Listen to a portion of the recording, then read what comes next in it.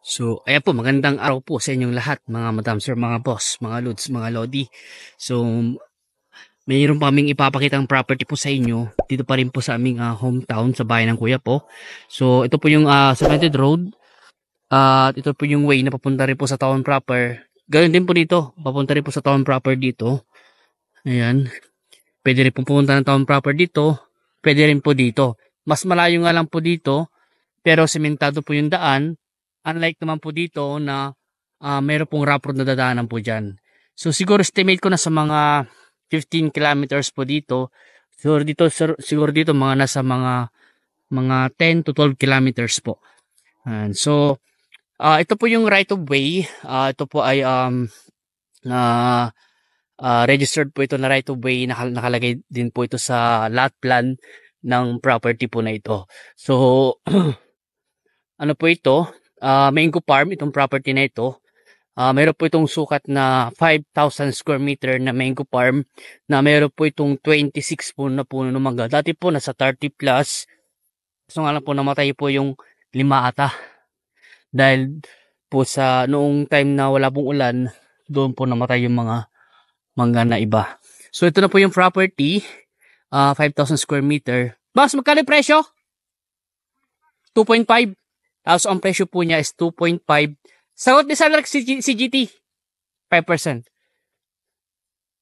Okay. Sagot po ni seller yung capital gain tax, porsyento ng ahente, at ganoon din daw po yung attorney's fee nung property po na ito. So ang sasagutin na lang po ni buyer kung sakasakali, transfer of title na po. At tapos pag-usapan nyo na lang po yung presyo. Yun nga po, transfer of title na lang po yung sasagutin nyo kung sakasakali po. And then yung ano po, yung professional speak pala nung maglalakad po nung pagka-transfer ng title po dito. So may CR na, may kubo, naka-fence na po yung buong property, may gate, power line, nag-install na lang dahil andyan naman po yung poste ng kuryente. At andito rin po ng poste ng kuryente sa part na ito. Tapos, clean title po ito. No extrajudicial, buhay nakapangalan sa title, ready to transfer, at ano pa ito. So, 2.5 po yung price. Ito po yung kubo po niya. Kasalukuyan po kasi kami naglilinis po. Yan mga kasama ko, sila Boss Jason, Boss Ronald, at si Boss Chris. Wala nga lang po si Boss Alistair dahil meron pong operahan sa ngipin. So, may poso na, source of water, malakas po yung tubig po niyan. At ito nga po yung kubo. Hindi lang po namin nalinisan yun. Ayan. Hapon na rin po kasi nasa 4 PM na po siguro. So, double deck po siya. Ayan. Madilim nga lang. Double deck po. At naka-modern na kubo po ito. Tapos yung kanyang bubong ay ayan po, yero. Ayan, tapos naka-sliding window. At ito naman po yung kanyang CR. Papakita ko po sa inyo. Kaya, kulang na lang bahay na naging ipatay nyo dito. Ito po yung kanyang CR. Maluwang. Ayan po. May flush. Shower na lang. Ang kulang. At ito po yung kanilang lababo. Ayan, nakabakod po. Concrete post, tapos hog wire. Tapos barbed wire na 3 patong. Ayan. At kasalukuyan po kami naglilinis. Nagpahinga lang po kami. At grabe. Masukal po kanina to. Pero tingnan nyo naman po, malinis na. Kaya pag pinakita po namin sa inyo, at least malinis po. Ilang beses na rin po kasi itong napalinisan. So sa ngayon po kami lang pong 4 na naglinis. At para maipakita po namin sa inyo na maganda itong property na ito. So yung right of way, registered po yan, nakalagay sa plano. At yun nga po, may mga kapitbahay na po. Yan. So si Boss Ronald, pagod na pagod niya. Pagod ba? Kaya pa. Kaya pa. Kaya pa. Wala, pagod na sila. Okay, ito mga gamit po namin. So ganito po yung ginagawa po namin pag nakakabili po yung mga kliyente po namin. Kami rin po yung naglilinis. At merienda lang yung namin dito. Kasi mabait naman kasi yung may-ari po sa amin. Kaya merienda lang na boss. merienda gasolina lang yung ano namin. Tapos, yung ano namin, wala na. Libre na po namin ginawa ito.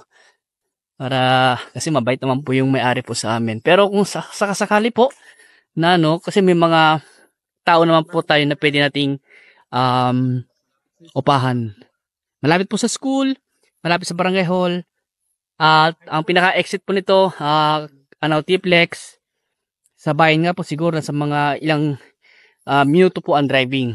Tapos, meron lang pong mga mangga na namatay, pero ang maganda po dyan gawin dyan, ay pulakin na lang, tapos gawin na lang panggatong. Ilan yung namatay, boss? 5? 5 yung namatay. Kaya, so, 26 na puno mangga na lang po yung natitira. Fruit bearing na po. Tingnan niyo po ito, at income generated na po. At bata pa itong mga puno ng mangga. So, hindi pa siya yung may edad. Kalakasan pa po mamunga po ng mga ito. Ayan. So, ito, may part na mababa. Pero may imbornal po doon na daluin ng tubig. Labasan po ng tubig.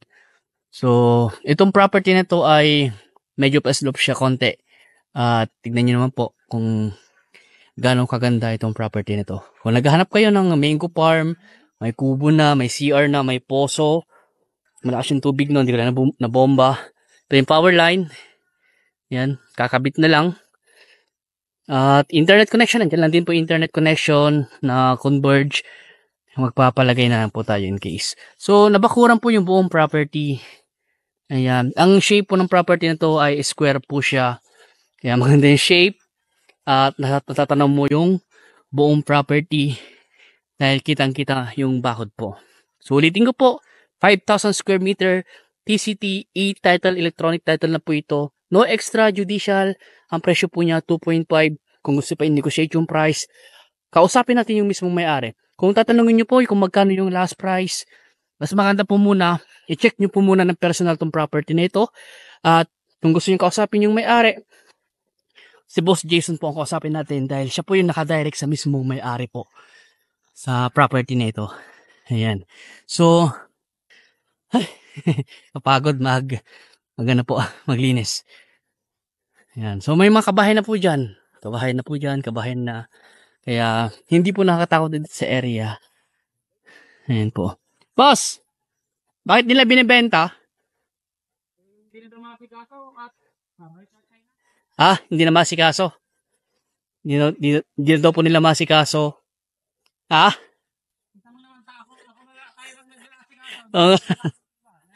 So, hindi na po masikaso ng may-ari. So, kami na lang po ng team ang nag-asikaso po sa property po ni Madam.